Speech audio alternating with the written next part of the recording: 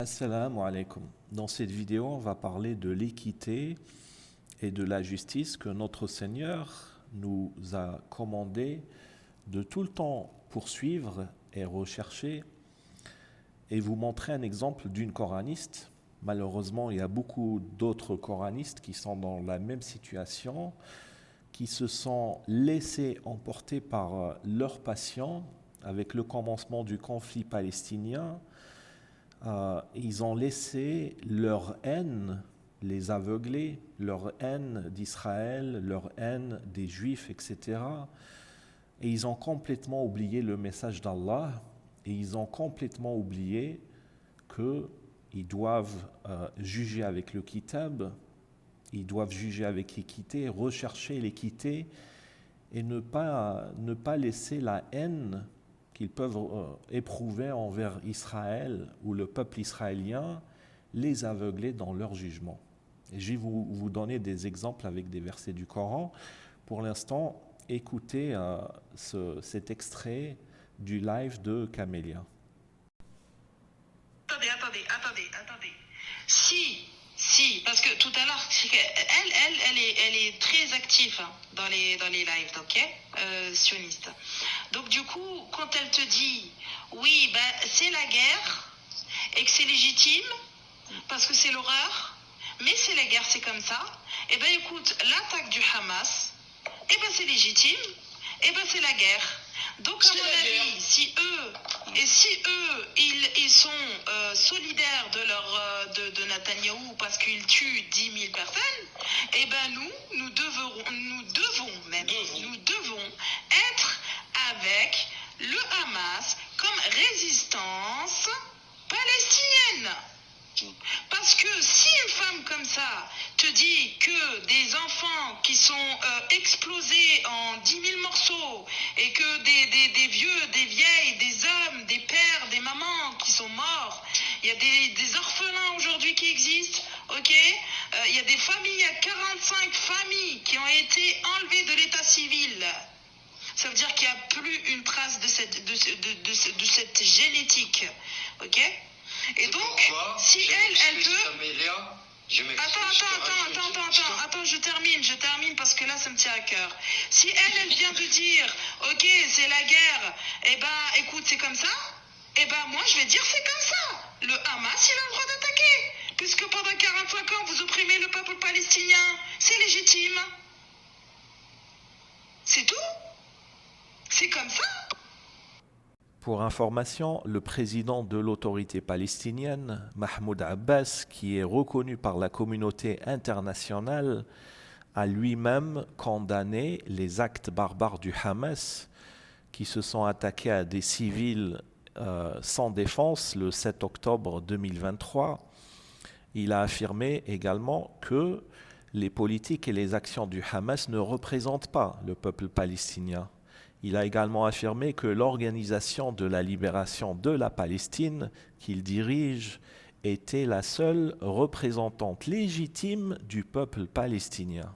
Et vous avez de l'autre côté des coranistes comme Camélia qui, depuis le déclenchement du conflit palestinien, fait des lives à longueur de journée en donnant la parole à des haineux et des antisémites comme Anti qui menacent de mort des musulmans, qui insultent les mères des musulmans tous les jours, et il continue de lui donner la parole parce qu'il a la haine d'Israël, tout comme elle, puisque elle-même, elle dit que l'attaque du Hamas, c'est légitime. Elle dit que nous devons être avec le Hamas comme résistance. Elle dit également que, comme vous l'avez écouté, que le Hamas a le droit d'attaquer. Donc elle est en train de donner de la légitimité aux actes criminels du Hamas qui ont tué des innocents sans défense, alors même que le Coran nous commande de condamner le blâmable. Et cela même alors même que le président de l'autorité palestinienne, qui représente tous les Palestiniens depuis de nombreuses années, sûrement plus de 15 ans, qui vit en Palestine. Il vit en Cisjordanie. avec sa femme et ses enfants, lui-même condamne le Hamas et leurs actes. Et elle vient justifier les actes du Hamas. Et pour information, les dirigeants du Hamas, ils n'habitent même pas en Palestine, ils habitent au Qatar, dans des résidences luxueuses. Vous pouvez trouver leurs photos dans leurs résidences, dans des hôtels luxueux et dans des jets privés même. La seule explication que j'ai trouvée à ce comportement, c'est la haine d'Israël, la haine des Israéliens, la haine des Juifs, souvent déguisée en anti-sionisme. Donc, premièrement, tout musulman doit condamner le meurtre d'innocents sans défense. Donc, ce qu'a fait le Hamas le 7 octobre 2023 doit être condamné sans aucune condition. On ne peut pas dire, si toi tu dis c'est la guerre, c'est légitime, alors moi je vais dire le Hamas c'est légitime parce que c'est la guerre. Comme cette camélia affirme par rapport à ce qu'a dit une haineuse juive qu'elle a fait monter dans son live. Le musulman ne peut pas dire à quelqu'un, puisque toi tu supportes des criminels, alors moi aussi je vais supporter des criminels. Le musulman n'a pas le droit de dire ça. Le musulman doit être juste et équitable en tout temps. C'est-à-dire que même si votre ennemi il est injuste et il est criminel, nous-mêmes, en tant que musulmans, on ne doit pas être injuste et on ne doit pas être criminel et on ne doit pas supporter ou soutenir des criminels. Allah nous a commandé de condamner le blâmable en tout temps et sans condition. De plus, je vous cite un verset du Coran, Sourate 5, verset 8.